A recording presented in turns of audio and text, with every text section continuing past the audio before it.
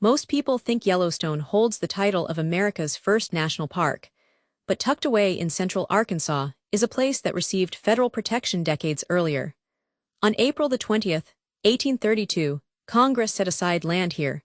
It wasn't just to preserve nature, but specifically for recreation. This marked the first time the United States government designated land for public use in this way. It was initially called Hot Springs Reservation, predating the very concept of a national park, a designation it finally received on March 4, 1921. Long before any Europeans set foot here, this valley held deep significance for indigenous peoples. They knew it as the Valley of the Vapors. For over 8,000 years, numerous tribes gathered here, drawn by the hot springs and their fabled medicinal properties. There was a sacred agreement among them: put aside weapons and partake in the healing waters in peace.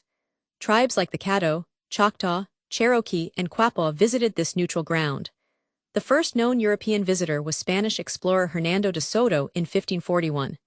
Centuries later, in 1804, President Thomas Jefferson sent William Dunbar and George Hunter to explore the Ouachita Mountains and these springs. They found rudimentary shelters used by visitors.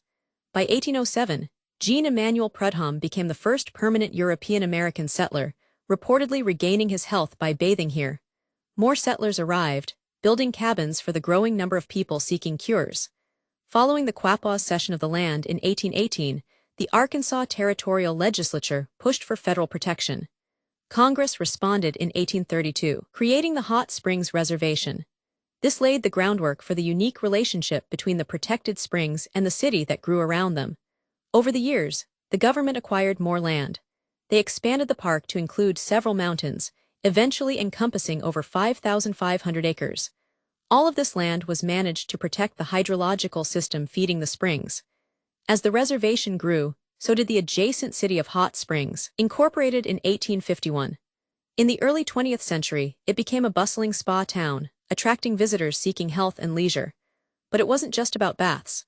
The city became a hub for Major League Baseball spring training, a haven for illegal gambling, speakeasies during Prohibition, and even notorious figures like Al Capone. Horse racing thrived at Oaklawn Park, and later it gained fame as the boyhood home of President Bill Clinton. This blend of natural healing, high society, and underworld activity created a truly unique atmosphere. The heart of the historical spa experience lies along Bathhouse Row. This collection stands as North America's grandest example of Gilded Age bathhouse architecture. These aren't just functional buildings, they are ornate testaments to a bygone era. Today, the Fordyce Bathhouse serves as the park's impressive visitor center, beautifully restored to show what the bathing experience was like. While many bathhouses have closed, the Buckstaff and Quapaw facilities continue to operate, offering visitors a chance to soak in the thermal waters, albeit with a modern spa approach. Bathing customs evolved dramatically over time. Early visitors simply soaked in natural pools, sometimes mixing hot and cold water. Then came crude vapor huts. By the 1830s, wooden tubs appeared. With the arrival of physicians in the 1850s, bathing became a prescribed medical treatment with specific durations and temperatures. The late 19th century introduced elaborate treatments like vapor cabinets, Russian and Turkish baths, and specialized showers like the Scotch douche. Patients often stayed for weeks or months, following strict regimens of bathing and resting. Facilities were historically segregated until the 1960s civil rights era. Adding to the city's unique character was the Army and Navy General Hospital, supplied with water from the springs. Administered by the War Department, it served military members and veterans, particularly those with chronic illnesses believed to benefit from the waters. The current structure was built in 1933.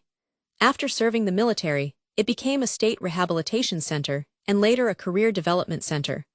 While the building is currently vacant, its history remains deeply intertwined with the springs and their perceived healing power. Like many historic cities built in challenging terrain, Hot Springs has faced its share of hardship.